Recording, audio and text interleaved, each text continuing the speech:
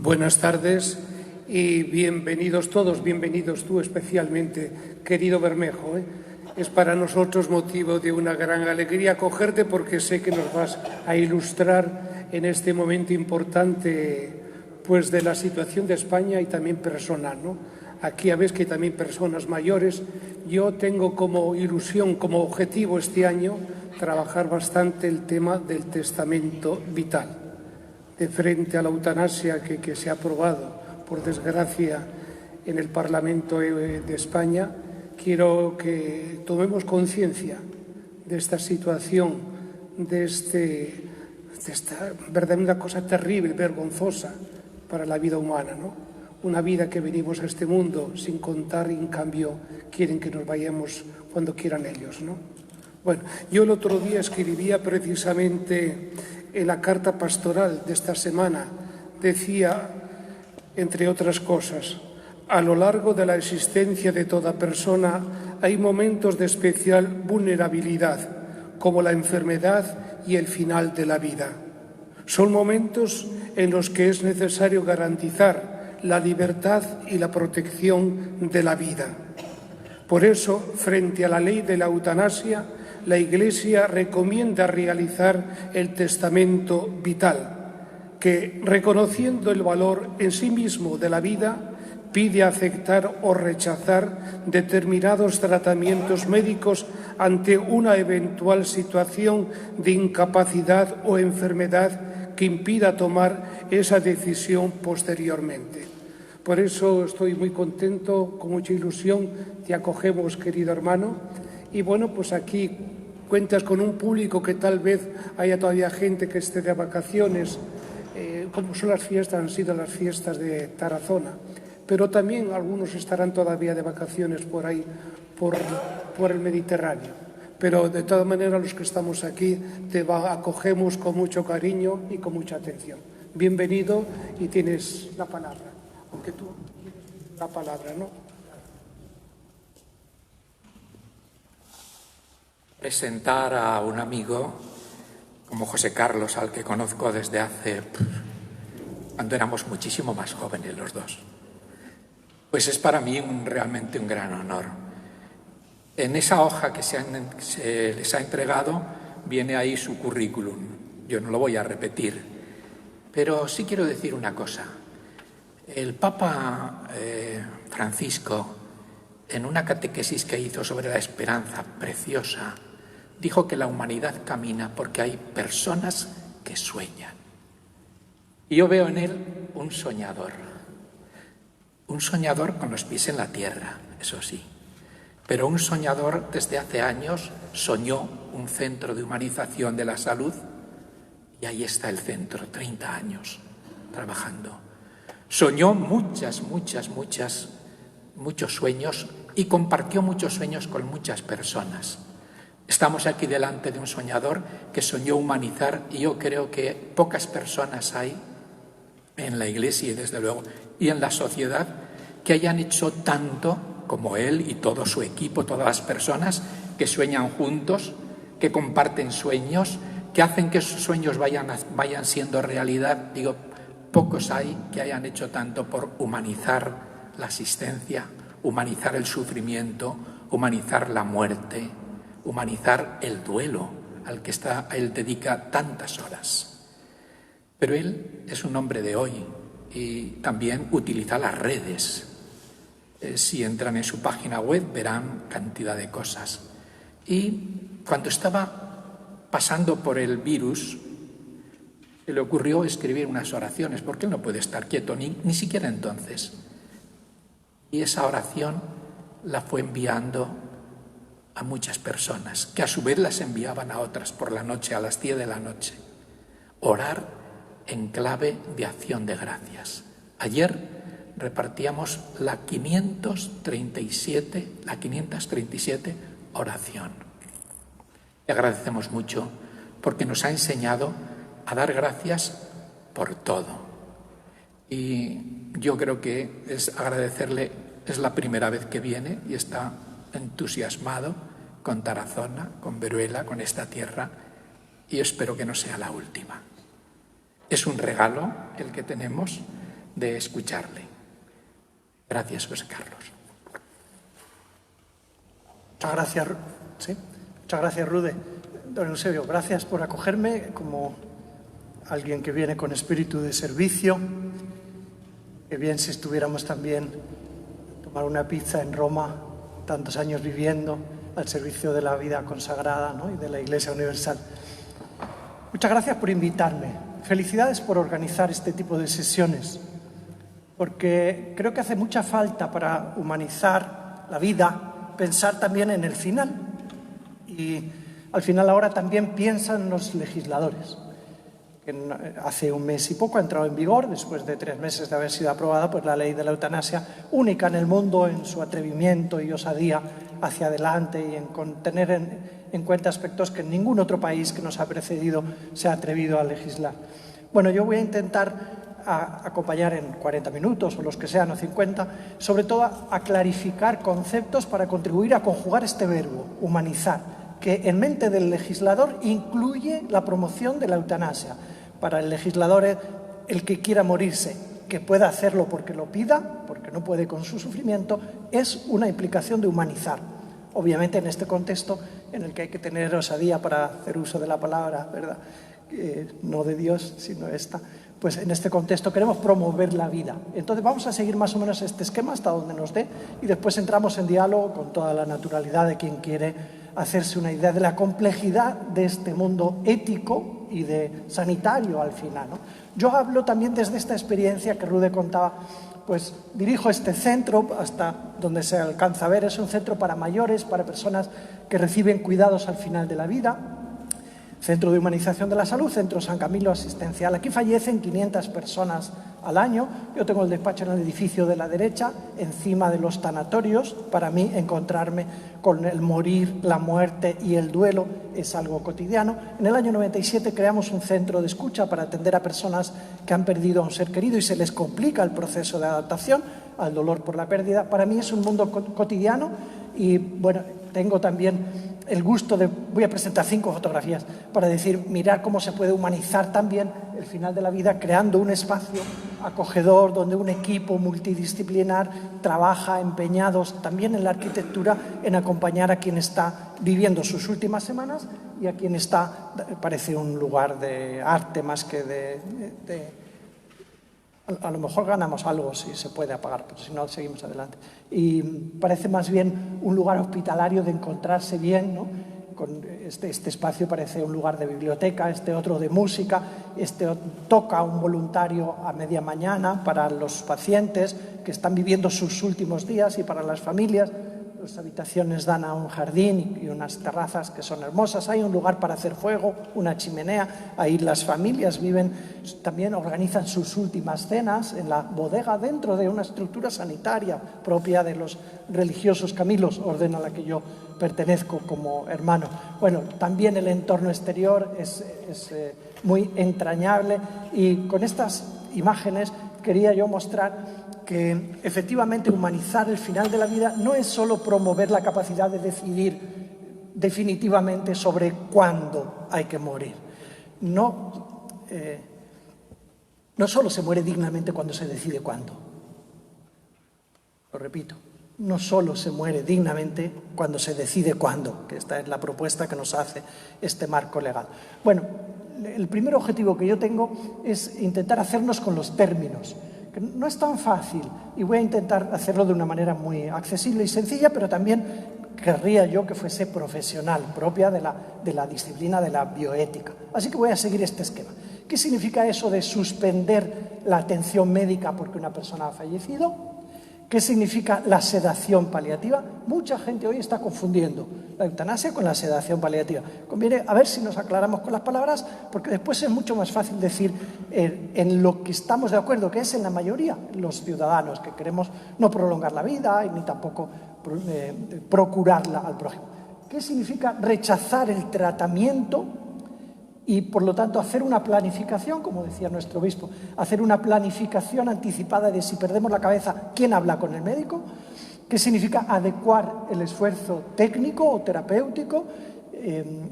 y diagnóstico incluso, y qué significa la eutanasia. Y en torno a estos conceptos voy a intentar clarificar y dar pautas éticas como es debido, ¿no? Como es mi pretensión. Bueno, creo que hoy somos mucho más conscientes ante los problemas éticos que tienen que ver con el final de la vida. Somos más conscientes. Nos ha ayudado el cine, nos está ayudando, hasta los mismos legisladores nos están ayudando a que pongamos sobre la mesa, y hoy aquí, ¿no?, en este templo, pongamos los temas para hablar de ellos. Sin embargo, hay una gran confusión terminológica. Yo creo que ni siquiera muchos de los que han votado la ley, muchos de los que decimos estar en contra, no siempre utilizamos la terminología con rigor. Hay un gran acuerdo en los grandes problemas éticos del final y una gran confusión, y lo que más necesitamos es luchar contra la Torre de Babel, digamos. El cine nos ha ayudado, los medios nos han ayudado. No sé, algunas de las películas, Mar Adentro, Las invasiones bárbaras, Million Dollar Baby, bueno, algunas de estas películas y algunos casos que han ocupado los titulares de los periódicos, algunos nos acordamos porque son más recientes, de personas que sobre todo querían que no se prolongase con encarnizamiento su final. Nos han ayudado a que estos temas estén más sobre nuestra mesa. Necesitamos una gramática, yo creo que es lo que más necesitamos. Porque si nos preguntan a la mayor parte o a todos de los cristianos qué pensáis sobre la vida, pues hay que respetarla siempre, ¿no? O sea, las convicciones son profundas. ¿Y por qué no nos ponemos de acuerdo? Porque tenemos problemas con las palabras. Hay mucho acuerdo social, más del que aparente, del que parece. Esto lo dicen los bioeticistas en la cátedra de bioética de Comillas, que han trabajado tanto esta temática, ¿no? Javier de la Torre. Si lo que más hay es acuerdo, estamos muy de acuerdo en la mayor parte de las cosas. Hay un ámbito en el que no, y vamos a intentar aclararlos. Así que voy a proponer 5 situaciones para decir qué son, qué dice la ley y cuál es el enfoque ético para cada una de las 5. La primera, pues una cosa es cuando uno está muerto, que ya no hay que hacer nada más que quitar todos los equipos y suspensión de la atención médica porque la persona ha fallecido. Es esto lo que estoy diciendo. Cuando una persona cumple los criterios de muerte fálica, no procede seguir con nada. Pues eso es obvio. No siempre, ¿eh? Recuerdo yo también cuando era joven, nada más volver de estudiar en Roma, de acompañar en alguna familia en cuidados intensivos, que claro, la persona, su hijo había fallecido y había que apagar los equipos, ¿no? Pero ¿quién apaga? ¿Y cómo los padres entienden que hay que apagar porque está muerto? Si tú miras allí el cuerpo y está entrándole aire porque se lo empuja una máquina, ¿no? Y aparentemente está vivo porque se mueven las sábanas. Bueno, cuando una persona está muerta encefálicamente hay que retirar todo y es un cadáver. Y le podemos quitar los órganos y estamos quitándoselos a un cadáver. Sobre esto hay acuerdo mundial y la ley no dice nada más que los criterios son los de muerte encefálica. Ahora bien, en España, que funcionamos bastante bien en la donación de órganos, si no uno de los países mejores o el mejor, se dice, no sé, pues en el mundo esto sí que es un problema, ¿eh? Cuando oigamos discursos de otros contextos diferentes al español o a nuestra autonomía, que también funcionan en estas cosas de la donación de órganos de muerto a vivo, ¿no? En el mundo el tráfico de órganos es un grandísimo problema, porque antes de que la gente haya muerto del todo, pues efectivamente hay muchos intereses. Digo en el mundo, en nuestro contexto español hay que hacer honor a la verdad y felicitar al sistema sanitario y a los que trabajan en trasplantes, porque se dice que es de los mejores y no el mejor. Así que cuando uno está muerto encefálicamente es un cadáver y aunque parezca que le entra aire si se le estamos metiendo, dicho así muy popularmente, con una máquina, pues no hay que hacerse ninguna complicación, sino que estamos ante un cadáver que merece ser tratado como tal. Una segunda situación debería ser también muy fácil, debería ser, que es la sedación. Intentaré combinar el lenguaje popular y el lenguaje técnico también. Sedar es dormir a una persona y eso se lo hacen los médicos a cualquiera que le tengan que introducir un bisturí o hacer una práctica que molesta. Nos la hacen, nos tienen que hacer algo, nos sedan, nos duerme. La definición es que se administran fármacos para no experimentar el sufrimiento y el dolor. En la situación de terminalidad, la sedación es una práctica normal. consiste en quitar la conciencia al otro cuando hay un síntoma refractario. Es decir, cuando hay un síntoma que no se consigue controlar por las vías normales. Digamos, si hay dolor, habría que provocar analgesia. ¿Te duele algo? Te damos analgesia, ya no te duele y sigues consciente.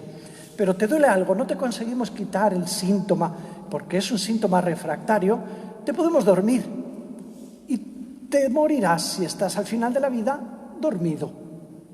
Esto no es ninguna práctica eutanásica, sino es una ayuda a humanizar el final cuando el final se hace difícil, duro, porque no conseguimos controlar los síntomas. Los hermanos de San Juan de Dios hace un par de años, o 3 ya, han hecho un trabajo muy bonito. Ellos son expertos como los Camilus por carisma, ¿no?, en la historia, en la dedicación al sufrimiento y al final de la vida y en la enfermedad. Han hecho un trabajo que presenta el sufrimiento espiritual también como síntoma refractario.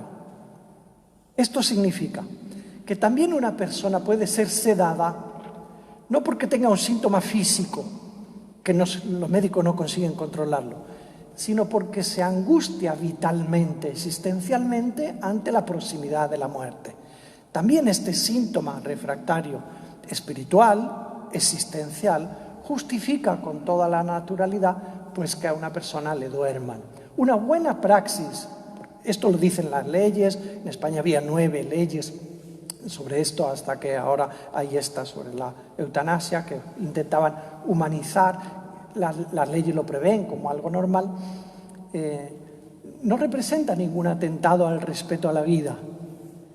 Lo único que puede suceder es que nos parezca que la persona se muere porque la hemos sedado, pero es una apariencia. La persona se estaba muriendo, la hemos sedado, se muere dormida, con lo cual le ahorramos ese sufrimiento de la consciencia que no le permitía aliviar el sufrimiento por otro camino. Otra cosa es si la sedación anticipara de alguna manera la muerte, porque esto podría ser posible, y de esto ya se encargó Pío XII de responder a una pregunta que leen: si la sedación adelanta el morir, si dormir a una persona le adelantara el morir por efecto de haberle dormido, estaríamos ante lo que la historia ha contemplado ya desde Santo Tomás como el conocido principio del doble efecto. Es decir, yo te quise ayudar durmiéndote. Eso anticipó, puede que anticipara el morir. No te quise inducir el morir. Pero entonces estás jugando con las expresiones. No. La intencionalidad es radicalmente importante. Una cosa es querer matarte y otra cosa es dormirte mientras te estabas muriendo. Y eso pudiera provocar, dicen ahora los expertos, que cada vez menos se produce la anticipación del morir con ocasión de la sedación paliativa o terminal. Si es en las últimas situaciones de agonía, pues se llama sedación terminal o sedación en agonía. Para que esta praxis normal, legal, sea ética, debería haber lo que debe haber en toda práctica clínica: diálogo, alianza terapéutica entre el profesional y el paciente. Y si el paciente no puede, alguien que le representa, y para eso estarían las voluntades anticipadas o testamento vital. Por lo tanto, una sedación, si es indiscriminada porque algún servicio sanitario a todo el que entra le dormimos, pues no será ética, porque no hay diálogo, el diálogo necesario para que el propio paciente diga si quiere o no quiere, porque puede haber personas que prefieran también aguantar con ese síntoma refractario porque están esperando a un ser querido o porque todavía entienden que es mejor la lucidez que el síntoma refractario. Así que si hay diálogo, consentimiento, alianza terapéutica, la sedación paliativa es una buena praxis y no debe ser temida ni considerada como la antesala de la eutanasia. Debe ser una buena práctica hecha con consentimiento. Una tercera situación, estas son más fáciles aparentemente, una tercera situación es lo que puede significar rechazar un tratamiento. Atención, todo ciudadano, para que el médico haga algo sobre su cuerpo, tiene que dar permiso. En cristiano y en pagano. No me puedes llevar ahora al hospital para que me hagan algo si yo no autorizo. Si no tengo la cabeza bien, alguien me debe representar, y por eso la Conferencia Episcopal está promoviendo tanto que hagamos el testamento vital, para que alguien me represente si no puedo decidir por mí mismo. Pero lo mismo que el médico necesita mi consentimiento para hacer algo, también tiene que parar si no se lo doy. Y no le doy el consentimiento, o si se lo retiro. Por ejemplo, había dado el consentimiento para que me pusieran un tubito por aquí, meterme oxígeno, o bien alimentarme por una vía. Pues ese consentimiento que di, si en algún momento lo retiro, pues esta disciplina del reconocimiento de la autonomía de la persona que tiene que concurrir en la toma de decisiones se ha reconocido siempre, lo reconoce la ley, y se entiende que las decisiones autónomas pueden ser lo mismo de aceptación que de rechazo. Es decir, lo que hay que hacer y lo que es correcto no es lo que diga el médico, sino lo que sea el fruto de un diálogo, la búsqueda del bien. Y el diálogo puede ser también de negación o de resistencia por parte del paciente. ¿Qué dice la ley? Bueno, en esto hay marcos también internacionales, hay una famosa ley en España, la Ley Básica de Regulación de la Autonomía del Paciente, que dicen esto, como también el magisterio de la Iglesia, como vamos a decir. Dice que el paciente o usuario tiene derecho a negarse a un tratamiento. Algunos de los casos mediáticos, quiero recordar, que dieron mucho titular en la televisión, en los periódicos, de alguna paciente en Granada que negó el consentimiento para seguir un tratamiento, y los periódicos empezaron a decir que era eutanasia, y se genera una confusión terminológica por no entender que estamos ante algo que no es la eutanasia, llegaremos después, sino que es rechazar o negar o limitar un esfuerzo terapéutico. Sobre esto el Código Ético de Ontología Médica, la Declaración Universal de Bioética de los Derechos Humanos, la Iglesia Católica, que en esto suele ser conservadora porque tiende a proteger al máximo la fragilidad y la vida, pues también afirman lo mismo. En el Canon 2278 dice que la interrupción de tratamientos médicos que son onerosos, peligrosos, va cambiando la terminología según van avanzando los años. Antes se decía extraordinarios o desproporcionados, y en estas fórmulas se recogen todos los términos. Esta interrupción es legítima, puede ser legítima, porque el paciente sienta que es desproporcionado lo que se le está haciendo. Es un tema complejo, ciertamente, pero sintetizando, digamos, los ciudadanos, los seres humanos, los creyentes igualmente, tenemos derecho a limitar el esfuerzo que la tecnología puede tener a su alcance para hacer cosas con los equipos y con los procedimientos. Para que se respete esta voluntad del paciente, un modo de promoverlo es el diálogo en vivo y en directo. Si yo estoy en la consulta médica, en el hospital, en cuidados intensivos, donde sea, el modo de respetar mi autonomía es que me informen y me pidan mi consentimiento y firmo, o que me lo pidan verbalmente. Y llega el problema cuando, por razones de la naturaleza o de traumas, hemos perdido la capacidad de ser interlocutores válidos, competentes, autónomos ante el médico.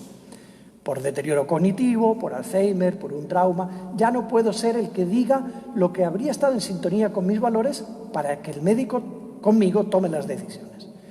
¿Cómo proteger este derecho a decidir, limitar y excluir los medios extraordinarios o desproporcionados? Expresando, haciendo nuestro testamento vital. Ante esto hay que decir que lo mejor que podemos hacer es hacerlo y ya. Porque podemos estar mucho tiempo hablando de ellos, pero sin hacerlo. Yo hace unos cuantos años ya, que hay varios modos, basta entrar en la página de la Conferencia Episcopal y ver, bueno, no sé si es el mejor titular, protégete, el testamento vital, sino más bien desarrolla tu responsabilidad, prevé que te vas a morir, que a lo mejor te mueres, no sabes tú cuándo, y que a lo mejor te mueres en un proceso en el que no puedas ser un agente que dialoga con el médico. Entonces, más vale que lo preveas y que vayas a la Consejería de Servicios Sociales de tu autonomía o prepares los documentos ante notario. Hay diferentes modos, como se ve en la página de la Conferencia Episcopal, y expreses tus valores, primero para rechazar la eutanasia, ok, pero también para decir que no quieres que se encarnicen contigo, que se haga todo lo que esté a tu alcance, que haya encarnizamiento técnico o diagnóstico, porque total, una sondita, como la tenemos 100 aquí, si extiendes la mano se nos caen las cajas llenas, ¿no? Pues que no queremos que se haga todo lo que se puede, sino que haya un discernimiento de proporcionalidad, de lo que sea debido. Hay un libro de un italiano, de un sacerdote, que se titula Doctor, pues está después la página, Doctor, no haga todo lo que pueda, que es un título provocador, ¿no? Yo siempre suelo decir que mi hermana diría lo contrario, doctor, por mi hermana todo lo que se pueda. Y es un error, porque todo lo que se pueda puede ser desproporcionado, puede no estar indicado, puede ser como una expresión de que me quiere mucho. Quererme mucho también es respetar que el final puede estar llegando y que no hay que hacer todo lo que se puede. Bueno, los ciudadanos de España podemos hacer. Esto nació en el departamento de los profesionales sanitarios cristianos allá por los años 70 y 89. 70 es en Estados Unidos que empezaron a hablar del testamento vital, cuando se escribió una cartulina con un texto que casi se conserva literalmente, ¿no? Que tenía un valor más moral que legal, ¿no? Que llevábamos muchos en la cartera, pues decía, yo quiero que si pierdo la cabeza me represente fulanito y que no haya encarnizamiento conmigo y que no se sientan culpables si se retiran del esfuerzo, ¿no? de que no hacen todo lo que es. Bueno, hoy esto se ha legalizado, y mucho antes que la eutanasia, que es del mes pasado, ¿no? De hace un mes y medio. Y yo creo que los ciudadanos tenemos que hacerlo. Yendo al notario, yo lo hice así, y después al registro de la consejería de la comunidad donde estemos, decir quién queremos que nos represente, si es nuestro hijo, si es nuestro marido, nuestra mujer, si es nuestro amigo, quién queremos que nos represente, que no queremos que se encarnicen y que no queremos que se practique con nosotros la eutanasia. El testamento vital solo tiene valor por si perdemos la cabeza, solo para eso. Y no es solo para oponerse a la eutanasia. En realidad tiene tanto más valor para oponerse al encarnizamiento, es decir, a que se haga todo lo que esté al alcance cuando ya esto sea desproporcionado. Qué bien este texto que lo encontráis en la página, ¿no? Qué bien si lo hacemos, porque es un ejercicio, por otro lado, de grandísima humildad y de hacer la paz con la hermana muerte hasta donde lleguemos, ¿no? De hermana muerte. Nos vamos a morir, el 100% de los humanos, puede que nos perdamos sin conciencia, que no muramos sin conciencia. Qué bien si esto lo hemos previsto y con mucha naturalidad hemos escrito que hable el médico con... Porque el médico, los médicos, aquí presentes algunos, hay de toda calaña como en todo grupo humano. Y está aquel que cree que hay que hacer todo, aunque sea médico puede creer así, ¿no? Lo que está al alcance, aunque no esté ni siquiera indicado. Y está el opuesto, el que está a favor de la eutanasia, digamos. Y como me pueden tocar también los extremos, ¿quién es el protagonista en mi morir? Espero serlo yo, y por eso haber dejado escrito mi testamento vital, que es también una oportunidad para dejar escrito que quiero una atención espiritual adecuada, es decir, que esto se considere. Es un derecho en España que me acompañen espiritualmente también cuando estoy internado, sobre todo en los hospitales. Pero qué bien si he hecho este ejercicio de hacer la paz con que un día me voy a morir y ya preveo que alguien tenga que representarme porque yo ya he perdido mis capacidades. Hemos presentado 3 situaciones. Una, la muerte por encefálica, otra, la sedación paliativa y otra, la denegación de un consentimiento, ¿no? Para limitar. Y ahí se cuelga el testamento vital. Un punto un poco más complejo es la adecuación del esfuerzo técnico o la limitación del esfuerzo técnico. Vamos a enterarnos todos, aunque sean palabras técnicas y situaciones técnicas. A ver, en los años 60 del siglo pasado surgieron las unidades de cuidados intensivos. Hasta entonces no podíamos, si uno dejaba de respirar, se moría. Si uno dejaba de filtrar los líquidos por el riñón, se moría. Si dejaba de latir el corazón, se moría. Y nos ponían un espejo aquí, mi abuela se lo hacía y se ha muerto, se ha muerto. Hoy día, muchas de estas funciones básicas, si no comes, pues se morían. Hoy día tenemos equipos para salir al paso técnicamente ante estas funciones vitales. Si no comes, te ponemos un tubito o te metemos la alimentación por una vena. Y si no respiras, te ponemos una máquina y te ventilamos. Si el riñón no te filtra, te filtramos la sangre con una máquina fuera. Y claro, después de después de este momento en que esto es posible, está al alcance tecnológicamente, hay que hacerse la pregunta: ¿y dónde está el límite? ¿Podemos hacer todo lo que esté a nuestro alcance o hay que limitar el esfuerzo terapéutico en algún punto? No solo terapéutico, sino hoy se habla del esfuerzo técnico. Como estás malita, pues te hacemos una radiografía y después te hacemos una analítica y ya que tenemos un TAC, te hacemos un TAC, o quizás tú mismo lo pides, que me hagan esto. Pero ¿no hay un lugar también donde hay que limitar el esfuerzo diagnóstico? Porque no nos llevaría a ningún sitio más que poner apellidos a algo que la verdad profunda es que te estás muriendo, porque estás al final. Bueno, pues este concepto de limitar, de no hacer todo lo que se puede, retirar o no iniciar medidas, es un concepto que también contribuye a humanizar el final, porque el gran peligro en nuestro país es más un peligro que otro, el de hacer todo lo que está a nuestro alcance. Al menos hasta ahora, no sé lo que va a pasar después. Desde mi punto de vista, más que la eutanasia, que estaba ya encubierta, ¿cómo no va a estar encubierto? Hay muchas prácticas no legales, ¿no? Ahora puede ser transparente y saberlo, y los medios harán eco en las situaciones que sean llamativas desde el punto de vista mediático.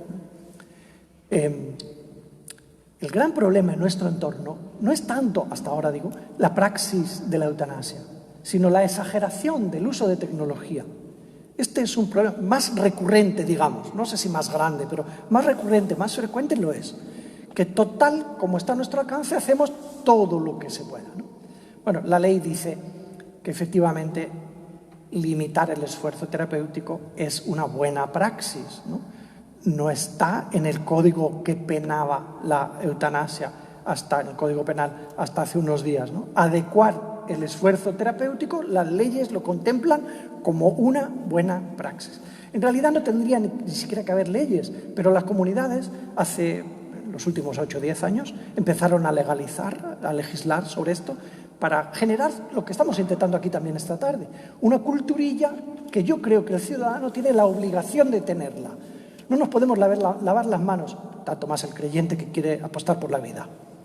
No podemos decir, lavarnos las manos y que los médicos hagan y lo que ellos hagan está bien. Bueno, los médicos no solo tienen capacidad de hacer cosas, sino también tienen su ética, que tiene que entrar en diálogo con la nuestra. Por lo tanto, no podemos claudicar de nuestra responsabilidad de hacernos una cultura sobre lo que significa también limitar el esfuerzo. No es una cuestión de profesionales, sino es una cuestión de responsabilidad con nuestra propia vida.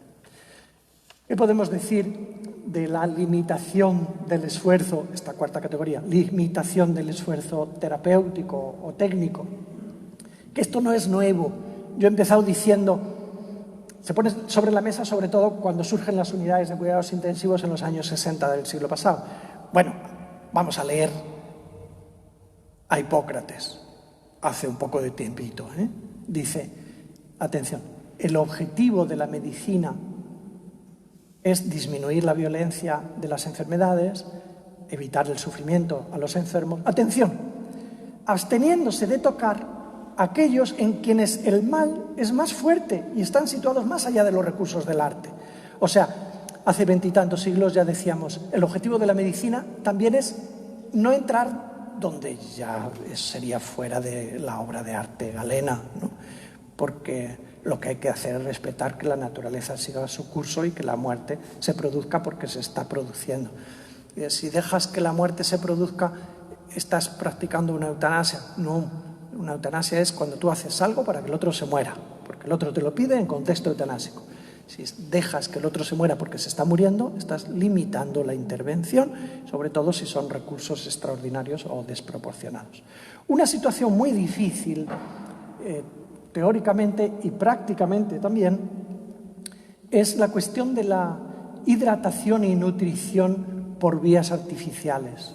Es decir, atención, que acabamos de evocar la posibilidad de limitar el esfuerzo terapéutico. Y alguien podría levantar la mano y preguntar, bueno, y también introducir líquido en el cuerpo de una persona que no puede tragar por una sonda, ¿también esto se puede limitar? ¿O podemos dejar de introducir nutrientes, alimentación por cualquier vía artificial? ¿O esto es obligatorio siempre? ¿también se puede limitar la hidratación y la nutrición por vía artificial o esto es obligatorio siempre?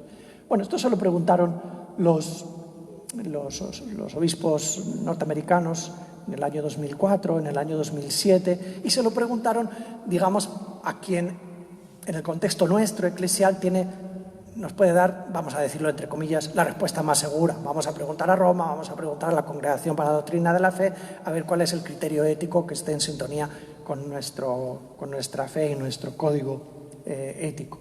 Y vamos allá porque esto es muy desconocido en el contexto de Iglesia, desde mi perspectiva, desde mi experiencia y, por supuesto, en la sociedad en general. Entonces, dice la pregunta, ¿es moralmente obligatorio suministrar alimento y agua por vías naturales o artificiales al paciente en estado vegetativo, a menos que estos alimentos no puedan ser asimilados por el cuerpo del paciente o no se puedan suministrar sin causar una molestia física? Resumo la pregunta. ¿Es obligatorio introducir líquido y alimentación siempre a una persona, aunque sea por vías artificiales? Intuís la respuesta. Una obra de misericordia es dar de comer al sediento y otra dar de beber al sediento y dar de comer al hambriento. Parece que la respuesta es sí, claro, cómo no. ¿Cómo vas a quitar a alguien de darle agua? Y si no puede, pues se la metemos por una vía parenteral o venosa. Vamos a escuchar la respuesta de la Congregación para la Doctrina de la Fe en el 4 y en el 7, y el documento Samaritanus Bonus, que es más reciente, es del año pasado, de 2019, nos repite lo mismo, y el documento de la Conferencia Episcopal de hace muy poquito nos repite lo mismo, en el 2020. Dice, atención, si suministrar agua y alimento, incluso por vía artificial, es, en principio, subrayo esto porque no queda más remedio que subrayarlo, en principio, un medio ordinario y proporcionado para la conservación de la vida. Por lo tanto, es obligatorio, atención, en la medida y mientras se demuestre que cumple su propia finalidad. Lo digo con mis palabras, que son más pobres, pero más, a lo mejor más comprensibles. ¿Hay que dar de comer y de beber siempre por vía artificial a una persona? En principio sí, pero hay que demostrar que sirve para lo que sirve. ¿Y para qué sirve la hidratación? Para hidratar. ¿Y para qué sirve la nutrición? Para nutrir. Pero hay algunas veces en las que meter líquido en el cuerpo humano no sirva para hidratar. Sí. ¿Hay veces que meter alimentos en un cuerpo no sirve para nutrir? Sí. ¿Y en esas circunstancias qué hay que hacer? Pues no hacerlo, porque no está cumpliendo con su finalidad. Y entonces meter líquido en el cuerpo de una persona por una sondita, porque no le vas a dejar morir de sed, diríamos así espontáneamente, puede ser llevar a que una persona se llene en el espacio intercelular de líquido, esté hinchadita y se muera igual que si hubiera muerto de la otra manera, pero en vez de más seca, pues más rellenita, y nos parece que está bien porque le hemos dado de beber de todas las maneras, ¿no? Esto es delicado, pero es muy importante tenerlo en cuenta y no es nada nuevo. Quiero traer a colación un texto, aunque veáis poco me sirve para mí para seguir, ¿verdad?, los textos. Un texto de un biógrafo de San Camilo de Lelis. San Camilo de Lelis, junto con San Juan de Dios, es patrono de enfermos, enfermeros y hospitales. Siglo XVI. Mira lo que dice un compañero suyo, Sancio Cicatelli. Escribe en algunas páginas sobre por qué era bueno para la sociedad y para la Iglesia que surgiera esta orden de los Camilos, Camilo de Lelis y sus compañeros, ministros de los enfermos. ¿Por qué era bueno? Dice, atención, siglo XVI, no hoy, cuidados intensivos y sondas. Dice, muchos eran también los que fallecían en sus propios lechos, sofocados por los propios parientes al llenarles la boca con excesivo alimento o demasiada bebida. En especial cuando los pobres agonizantes padecían catarro o calentura o cualquier mínima cosa era bastante para sofocarlos.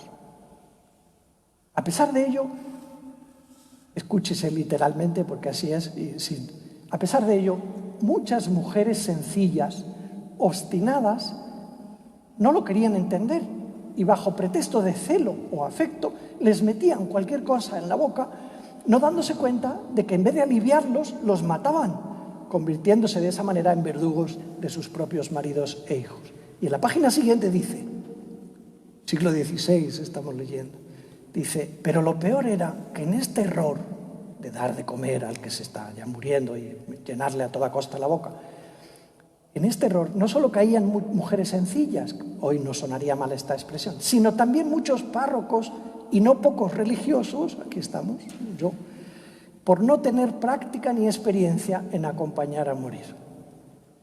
Hace 400 años ya se planteaban que hacía falta que surgiera una orden. Estos son los motivos que da para... ¿Por qué hacían falta que surgiera un grupo carismático de esta naturaleza, ¿no? Pues mira, porque hay gente que al final de la vida los están matando ahogándolos porque quieren a toda costa darles de comer cuando ya habría que dejarlos, ¿no? En aquel momento no había sondas y pues igualmente en este error se caía. Si estuvieran claras, dentro de lo complejo, es decir, son muchos elementos, si estuvieran claras estas 4 situaciones, el tema que sigue, que nos conviene también decir una palabra, debería reducirse, ser un problema de gran complejidad, la eutanasia, y de baja frecuencia, porque la mayor parte de los problemas están en uno de los puntos anteriores. La frecuencia de la mayor parte de los problemas éticos del final de la vida está en limitar, en plantearse si hay que hacer todavía este procedimiento, si hay que poner una sonda o no ponerla. Hoy los geriatras son mucho más competentes que hace unas décadas, también para cuando hay Alzheimer avanzado, ¿no? En situaciones de hidratación o no. Bueno, pues el último elemento de nuestro deseo de clarificarnos es qué es esto que ha aprobado el Parlamento hace un mes y pico, el 25 de junio de este año. Cuando yo estudiaba, que soy joven, dice don Eusebio, pero tengo 58 años, cuando yo estudiaba, vosotros habéis estudiado hace más tiempo, se hacían unas distinciones mucho más complejas que las que yo he hecho ahora. Se decía, hay que distinguir entre eutanasia activa, pasiva, directa, indirecta, voluntaria, involuntaria, ortotanasia, caucotanasia, distanasia. Os acordaréis todos los que habéis estudiado teología y teología moral, como yo, me tocó estudiar en esta. Esta terminología está desechada hoy en todos los contextos, civiles, eclesiásticos, el magisterio, está desechado. Los documentos más recientes, el del año pasado de la Conferencia Episcopal, el del año anterior de la Congregación para la Doctrina de la Fe, Samaritanus Bonus, esta terminología está desechada. Reservamos la palabra eutanasia, allá vamos. Aquellos actos, hay que hacer algo, que tienen por objeto terminar deliberadamente con la vida de un paciente en situación terminal o irreversible, que padece sufrimientos que él vive como intolerables porque él lo pide y en contexto sanitario.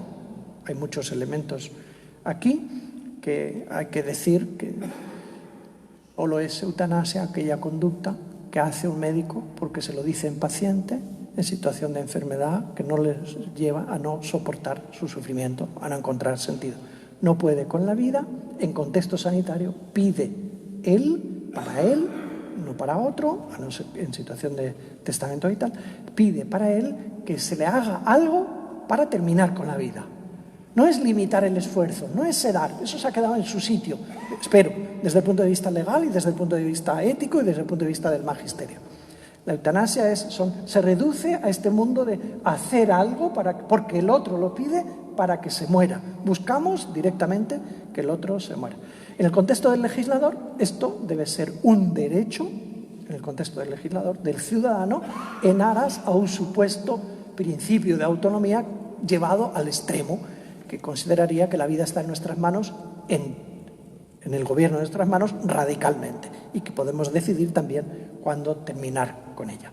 Bueno, aquí se limita el concepto. Otra cosa es, creo que es muy bueno hacerse con las palabras, el suicidio médicamente asistido, que sería lo mismo de antes, el paciente que pide al médico ayuda para que haga algo, para que yo me muera, porque no soporto el sufrimiento en una enfermedad suficientemente avanzada o discapacitante, y si el médico me da lo que necesito para que yo me lo tome, pues ha hecho lo mismo, pero sin ponérmelo en vena, digamos, sino que me lo ha puesto cerquita en un vaso y yo me lo tomo. Y yo me estoy suicidando porque el médico me ha ayudado con los productos. Bueno, esto también lo prevé la ley española, es lo que prevén otras leyes en otros países y obviamente es sobre lo que vamos ahora en los próximos pocos minutos a decir. Mira, hasta hace poco estaba legislado en el Benelux, en 4 países de Europa y en Colombia. Y desde hace un mes y medio también se ha legislado en nuestro país. Han influido mucho personas muy concretas. Pues el que preside la Asociación por una Muerte Digna, Fernando Marín, conocido en nuestro contexto de final de vida, ¿no? La que era entonces ministra de Sanidad, María Luisa Carcedo, han tenido un protagonismo muy grande, una en el mundo del mundo del asociacionismo y la otra en el mundo del gobierno socialista, al que se unió también otros partidos que en principio no parecería que hubieran apostado por una ley de esta naturaleza. Sin embargo, por deudas políticas, también Ciudadanos, por ejemplo, votó totalmente a favor de esta ley reciente. Vamos a decir algunas cosas de la ley, poquitas, pero para tener información, ¿no? Esto fue una proposición de ley, no un proyecto de ley. En España, cuando se hace un proyecto de ley, cuesta años normalmente, y sobre estas cosas tan complejas lo que tocaría sería discutir en las sociedades, investigar, y mucha televisión, periódicos, universidades, estudios, ¿no? A favor, en contra, dimes, diretes, y la sociedad se va haciendo una idea y el gobierno termina representando a la sociedad decidiendo una cosa u otra. En este caso, no solo se ha hecho durante una pandemia, que digamos en la práctica es una obscenidad, cuando estamos diciendo todos atención, atención, que los frágiles se mueren, se aprueba una ley para poder pedir ayuda para morirse en situaciones de... En fin, es una grandísima contradicción. Pero aparte también es una proposición de ley que no tiene ese recorrido habitual en tiempos de pandemia y no es solo penalización. Tampoco esto es baladí, ¿eh? Una cosa es decir, ciudadanos, ayudar a otro a que se muera cuando él lo pida es un delito, pero al que lo haga en estas circunstancias no le castigaremos, por lo tanto lo despenalizamos. Y otra cosa es decir, no, es totalmente legal. En España no solo se ha despenalizado, sino que se ha legalizado, que genera una culturilla, sin querer, de que lo legal es éticamente correcto. Y este es para mí el gran problema, ¿eh? Como es legal, es bueno. Como se puede, está al alcance de nuestras manos y apaga un poco el discernimiento a la búsqueda del bien. Genera una tendencia a decir, como la ley lo permite, hay una firma que lo valida como bueno, ¿no? Como si todo lo legal fuera bueno. Este es uno de los grandes problemas de nuestro país. Bueno, la ley no es tan sencilla como para decir ahora se quieren, o como para disparar contra el legislador diciendo ahora se quieren cargar a los ancianos. Bueno, la ley ni pretende ni dice esto, ¿no? Lo que dice es que una persona en situación de enfermedad, en concreto, cuando padece gravemente, de manera crónica o imposibilitante, o una enfermedad grave e incurable, con sufrimiento físico o psíquico continuo y que él vive como intolerable, puede pedir que el médico le ayude. Y la ley prevé que esto no es ayúdeme y el médico te ayuda y te mueres. No, usted lo tiene que pedir. Y después tenemos que consultar a otro médico y se establece que hay, pues el proceso que prevé la ley es que lo pida en un domicilio, en un centro sanitario o en una residencia en donde lo pida. La ley prevé que entre que me tiene que escuchar mi médico, tiene que consultar a otro, el informe tiene que llegar a una comisión, tiene que dar una respuesta y tiene que venir el que lo practica, que no sea objetor, como mínimo pasan 40 días. No estamos diciendo que esto sea bueno o malo, estamos diciendo que no es una cosa tan sencilla como decir, doctor, practíqueme la eutanasia y allá que te va y en esta tarde o mañana lo tenemos resuelto, sino que la ley prevé que hay unos informes y que tiene que haber una comisión. Las comunidades autónomas están ahora en eso, en crear comisiones en las que no necesariamente todos están a favor. Conozco personas que han decidido pertenecer a las comisiones de evaluación de las situaciones de las personas que piden eutanasia, que están en contra y han aceptado pertenecer a la comisión para proteger así la vida desde ese lugar del discernimiento. Bueno, así es la ley y yo termino diciendo, ¿pero qué podemos decir desde el punto de vista ético ante esta ley? Bueno, digamos primero que tenemos problemas. He intentado contribuir a la clarificación, espero, pero tenemos problemas porque si nos vamos al diccionario o al catecismo, las palabras han quedado súper viejas. Voy a intentar mostrarlo de manera muy breve. Por ejemplo, ¿qué dice el catecismo sobre eutanasia? Dice, en este canon se nos ha quedado viejo como en otros y la vida va llevando a que se cambien también, ¿no? Dice, atención, cualesquiera que sean los motivos y los medios, atención otra vez, cualesquiera que sean los motivos y los medios, la eutanasia directa consiste en poner fin a la vida de personas disminuidas, enfermas o moribundas. Es moralmente inaceptable. Lo último lo comprendemos en el catecismo. En la definición no podemos sostenerla. Cualesquiera que sean los motivos, no puede ser. La eutanasia no es cualquiera que sea el motivo, que el médico tenga intereses económicos, que sea tu hijo, que se lo pida el vecino, no. Ni los medios. No vale cualquier medio para hablar de eutanasia, hay que hablar de contexto eutanásico y de fármacos concretos, no vale que te corte la cabeza. No, aquí cabe en el concepto, cualesquiera que sean los medios. O sea, digamos que de Texas para adentro, en nuestra comunidad, en nuestra sociedad y en nuestra iglesia, necesitamos renovar los conceptos, darnos cuenta y darnos cuenta de quién está, de que tenemos los conceptos también anticuados en los diccionarios y en el catecismo, y darnos cuenta de que quien está a favor tiene sus argumentos. Vamos a presentarlos también para poder contraargumentarlos, ¿no? Quien está a favor de la eutanasia normalmente argumenta en aras del principio de autonomía. Somos dueños de nuestra vida.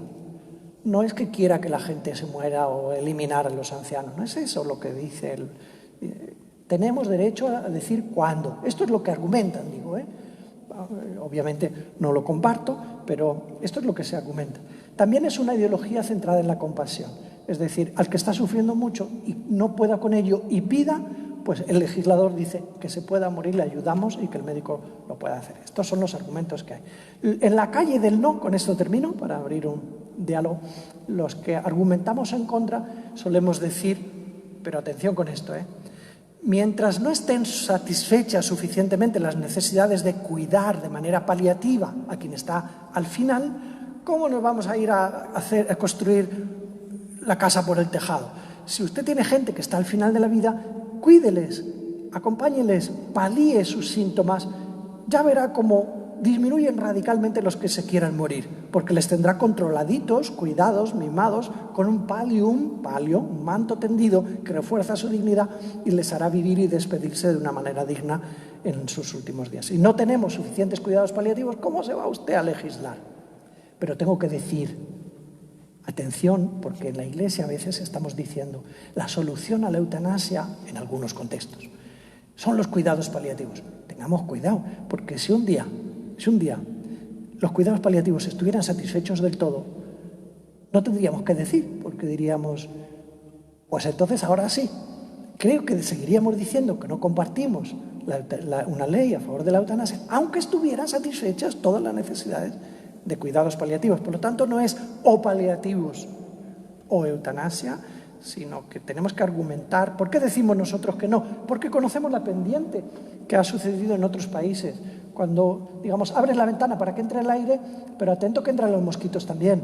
Abres la ley para la eutanasia y también entrarán no solo esos poquitos para los que a lo mejor alguno podría entender que sería apropiada una ley de esta naturaleza, sino que entrará también una especie de seducción, este es el gran peligro, está demostrado en Holanda, ¿no? Seducción de la muerte y una cultura de que cuando ya no puedas más, pues pides y con unos poquitos días y un procedimiento, pues la vida también la podemos terminar.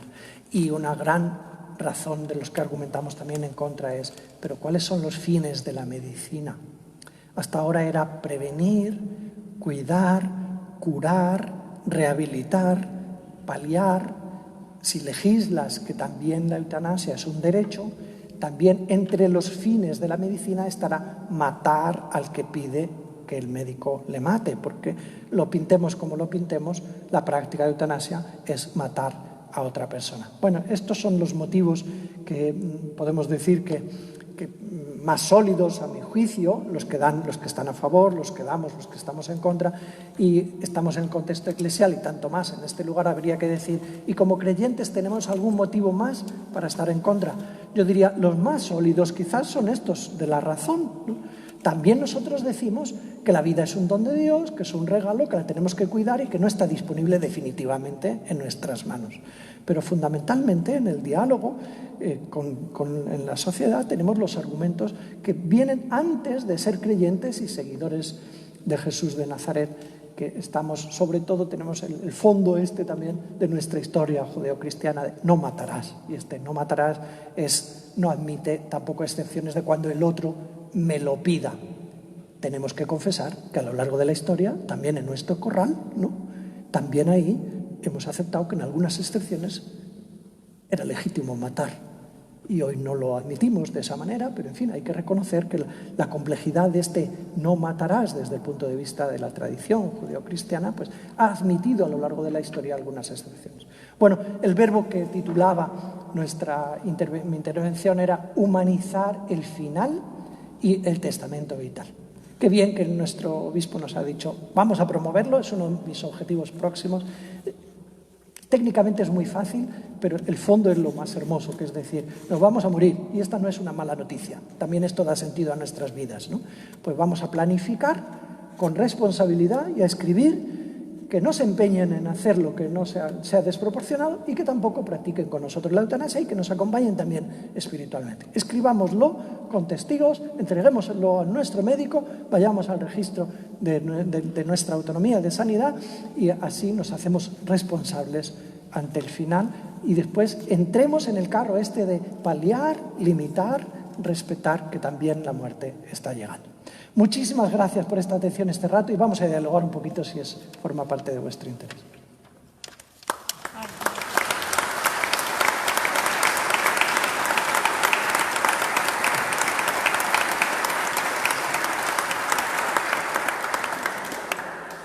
Me gusta bajar y meterme, pero como está la cámara, pues me tengo que quedar aquí quieto, si no estaría... Es el turno, ¿verdad, Rude?, de que haya un posible diálogo. ¿Yo sé responder? Con mucha...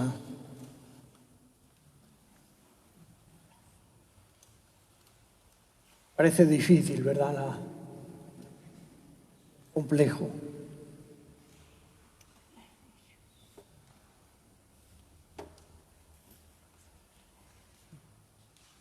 Se levanta, pero no sé si va a preguntar.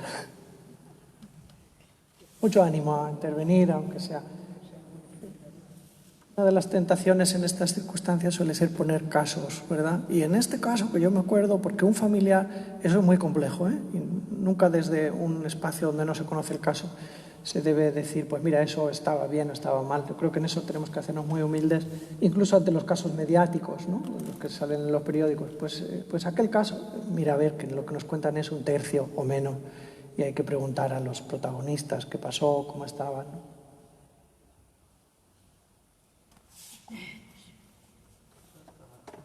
No hubiera preguntas, empezamos por el principio otra vez. El testamento vital, os puedo informar que en la conferencia episcopal, en la asamblea, se habló y hay un proyecto, como ha dicho muy bien, sobre el testamento vital. Nos dijeron que aquí en Aragón había alguna dificultad de admitir el proyecto que se presentaba en la asamblea de la conferencia episcopal. No sé si esto está ya solucionado o no, pero sí os puedo decir que por lo menos mi ilusión, mi objetivo sería que en los próximos meses quisiera que a través de los distintos arciprestazgos se pueda promover este proyecto, este esquema de posible testamento vital para que todos aquellos que quieran hacerlo lo puedan hacer. Creo que es importante para tener conciencia y tener determinación y sentido de responsabilidad de nuestra propia vida. Y como ha dicho muy bien, pues puede ser en los últimos momentos o nunca no sean los últimos, que perdemos la cabeza, pues que haya una persona que tengamos un papel con el cual podamos determinar qué es lo que quiero que hagan sobre mi vida. Que no sean personas extrañas, sino que sea yo personalmente, a través de este papel, de este testamento, que diga qué es lo que yo quiero. Y esto es lo que yo quisiera promover en este curso, porque creo que es importante, ¿no? Para tener, cuanto más conciencia tengamos y responsabilidad de la vida, porque como has dicho muy bien al final, ¿no? Es un don de Dios.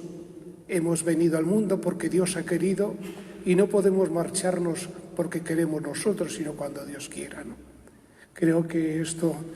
Por lo tanto, si alguno queréis hacer alguna pregunta, podéis aprovechar para hacérselo presente a José Carlos. Yo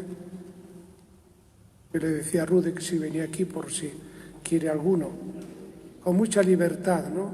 Estamos en un ambiente fraterno de querer un poco entender estas situaciones que verdaderamente son difíciles, ¿no? Y más en estos momentos en que el coronavirus, ¿no? La pandemia, bueno, tantas situaciones, ¿no? Que siempre hay en la vida, nos encontramos en momentos que no sabemos qué hacer, ¿no? Sobre todo cuando tenemos un familiar, una persona cercana y querida. Creo que es importante. Sí, puedes, sí. Sí, si quieres subir aquí o... Le felicito por sus explicaciones. Quería decirle, con la experiencia basada en especial de otros países que han legislado sobre este aspecto, si aquí en España ha llegado el caso, se pudiera echar en un momento atrás la ley, ¿sería posible? ¿Eso es algo ya que no tiene recorrido o sí que se podría todavía, según la experiencia que tienen en otros países, sí les va a pasar bien?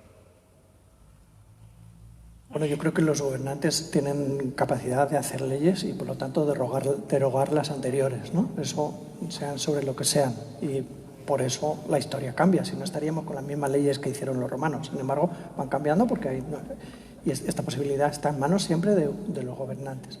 Lo peor es la culturilla que ya se habrá creado y la praxis.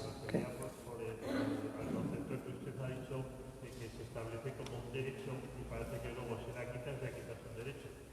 Muchos ciudadanos entienden de que siendo un derecho eso es bueno y que no me lo quiten después, ¿no? Pasa en otras situaciones de complejidad ética en la vida. Bueno, entonces yo entiendo que la sociedad irá haciendo lo que vaya considerando según el gobernante de turno que representa a la ciudadanía. Lo que pasa en otros países es más moderado que en el nuestro en cuanto a la legislación. Ningún país ha tenido tanto atrevimiento para hacer una ley tan osada como esta. Ninguno. Donde han ido por la vía sobre todo de la despenalización. Que repito, no es lo mismo, ¿eh? No es lo mismo decir usted tiene este derecho y esta conducta es legal que decir esto no es legal. En algunas circunstancias no castigaremos al que lo practique. Es un concepto bastante diferente. Han ido por la vía de la despenalización o de la legalización del suicidio asistido, que también es un poco diferente, ¿eh? Una cosa es te doy el vasito porque tú quieres y tú te lo tomas, y otra cosa es yo te hago morir, ¿no?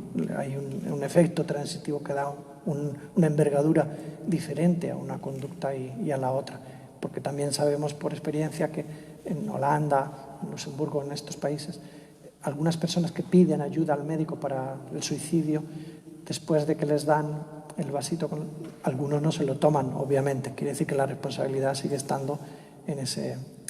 En Holanda lo que peor ha pasado es que, lo muestra algún vídeo que hay en la red, es que también muchos médicos dicen que es responsabilidad del médico proponerle al paciente morir con la eutanasia.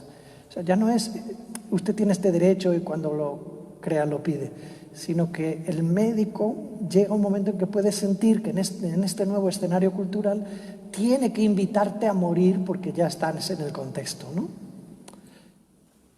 Ahí podemos llegar. O que se convierta en una praxis de rutina, que ya no sea eutanasia, sino que sea homicidio puro, ¿no? A tal paciente, en tal circunstancia, lo retiramos del escenario. Esto no sería eutanasia, ¿eh? A tal paciente, en tal circunstancia, lo retiramos, esto será y será un homicidio. Porque si no te lo pide él en contexto concreto y pasa por los procesos, no estaría dentro del concepto de eutanasia, sino seguirá siendo un homicidio, ¿no? Se practique mucho o poco, en un hospital o en otro, porque está saturada en las urgencias o por el motivo que sea, ¿no? Inducir la muerte al otro Si no te lo pide, eso es un homicidio puro, y si te lo pide, será un homicidio en eutanasia. Bueno, no sé, yo no soy futurólogo para decir qué va a pasar si cambian los gobiernos y si la ley puede cambiar otra vez, como en otro. No sabemos, pero si miramos la historia, efectivamente nos damos cuenta de que los gobiernos van cambiando las leyes, ¿no?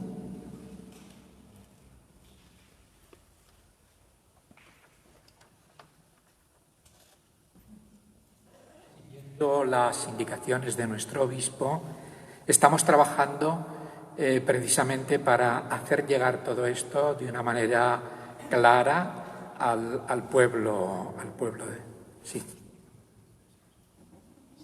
Y lo estamos haciendo junto con las diócesis de Aragón, en concreto con familia, y ya tuvimos una reunión, pero el verano ha interrumpido todo. La próxima semana vamos a volvernos a reunir y vamos a aclarar esos puntos. Creo que no habrá ningún problema, porque las voluntades anticipadas las dice uno las que desea y las que quiere. Hay que atenerse, claro, pues también a esa parte que es cuántos testigos debe haber. En Aragón está legislado que son 2 testigos. El representante, que es una figura importante, es opcional. Entonces todo esto lo vamos a ir trabajando junto con el resto de las diócesis. Esperamos, ese es el deseo, de que en una jornada en Zaragoza para todas las diócesis se presente todo esto con todo el material y después lo vayamos acercando en cada diócesis en su lugar, en los arciprestazgos, pensando también en personas, primero que conocen bien todo esto y que alguien quiere hacer el testamento y entonces pueden acudir, oye, yo quiero hacer, pues mira, le informan, le aclaran dudas que pueda tener. Tengo un dato de La Rioja que se presentó en el centro de salud de La Rioja, el delegado de Pastoral de la Salud, y pidió cita, le recibió y le atendió muy bien y aceptó el de la conferencia episcopal y únicamente le dijo el tema de la donación de órganos. Oiga, ¿y no le importaría también? Ah, sí, entonces lo añadió. Hecho eso, lo pasó. Dentro de los centros de salud hay un lugar donde tú presentas, lo registran, desde ahí lo mandan al registro de Aragón, de la comunidad lo manda al registro central y en concreto a este delegado ya me dijo, ya me han escrito y me han dicho que está aprobado esto y que es válido, y ya ellos mismos lo pueden transmitir, lo transmiten, mejor dicho, vía telemática, para que en los centros de salud donde esta persona sea atendida puedan acceder y digan, esto es lo que este hombre, esta persona nos dice, que uno evidentemente puede cambiar. Puede cambiar si uno está con lucidez. Es decir, que estamos trabajando en esto, siguiendo las indicaciones de nuestro obispo, y que, bueno, pues iremos dando pasos muy concretos e implicando cada vez pues a más gente. Ojalá lo hagamos todos muy pronto. Momento vital.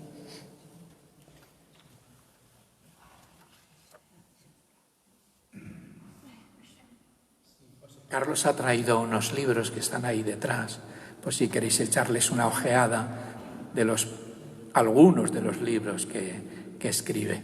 Y si alguien quiere llevarse, pues ahí viene también.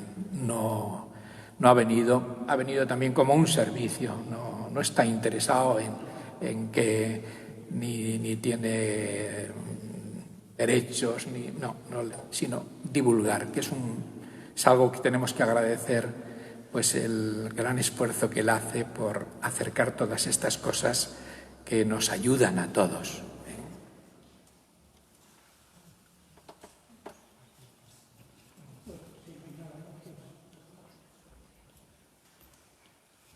Bueno, si no hay más cuestiones, pues damos por concluida este encuentro. verdaderamente, José Carlos, gracias, mil gracias por tu presencia, por tus palabras. Nos han iluminado, nos han ayudado para el futuro de nuestra vida y de nuestras, diríamos, situaciones y comportamientos. Y ahora, como acaba también de informar nuestro hermano Rude, pues veis que estamos trabajando en ello. Gracias y que, bueno, pues sigue humanizando la vida. Qué palabra tan bonita, ¿no? Humanizar. Yo siempre digo, desde que Dios ha hecho hombre, se ha hecho humano, nosotros nos hemos hecho también casi divinos, ¿no? Bueno, pues humanizar la vida, qué bonito. Bueno, pues que buenas noches para todos. Os deseo pues que el Señor nos dé muchos años de salud y no tengamos que llegar, pero siempre es importante conocer la situación. Somos humanos y sabemos que la vida pues tiene su conclusión. Hemos nacido y que un día también concluiremos, y concluiremos humanizando nuestra vida y nuestra muerte. Bueno, buenas noches. Os va a dar la bendición como, no sé, la bendición de Dios Todopoderoso, Padre, Hijo y Espíritu Santo, descienda sobre vosotros y permanezca para siempre. Buenas noches y nos vemos pronto seguramente.